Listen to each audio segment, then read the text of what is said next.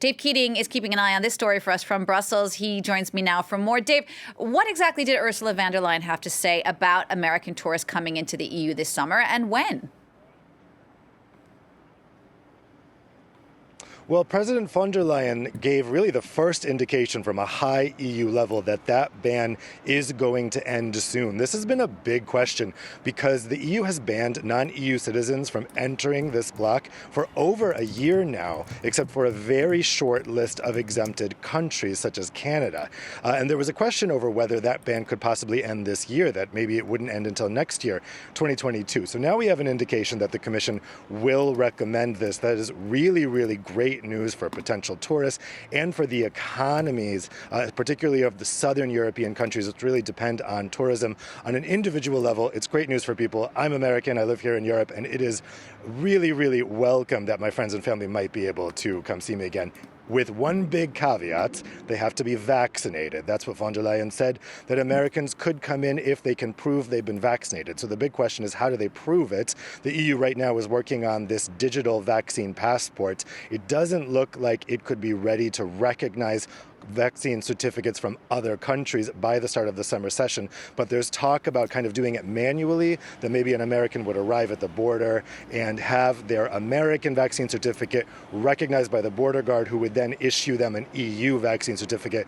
That all still needs to be worked out. But it should be noted that this isn't President von der Leyen's decision to make. She can only make a recommendation. This will have to be a decision for the governments of the EU. This is an entirely nationally sovereign decision when it comes to external borders.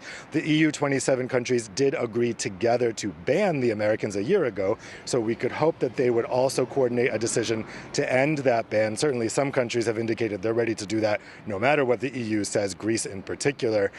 So we'll see if that happens. But I think the US is kind of the obvious choice here because they're speeding ahead so much with vaccination. The big question is going to be for other countries. Let's say India, for example, which we just heard the report of how worrying the situation is there. Would an Indian citizen who's been vaccinated be able to come into the EU? That may turn into a decision that's taken individually by individual countries and could vary. And that poses a problem because, of course, we know this is a free travel area. Once you're in the EU Schengen area, you can go to any other country.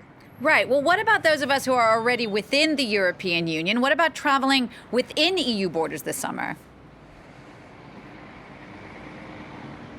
This is the area where the EU does have a say. Technically, it is illegal for one EU country to ban access to an EU citizen coming from another EU country. But there is an exemption to that for emergency health reasons, and many countries have been using it. So the idea is that this digital vaccine passport is meant to completely reopen travel within Europe this summer, within the EU, I should say. And that complete reopening also means the countries shouldn't be requiring quarantines or testing. It's designed to make that travel as easy as possible. That if you've been vaccinated, an EU country cannot require an EU citizen to go through a quarantine or through testing. But of course, for external citizens, like Americans, they still could. So that's the scenario we're looking at for the summer. Thanks, Dave, for that. Dave Keating there reporting for us from Brussels.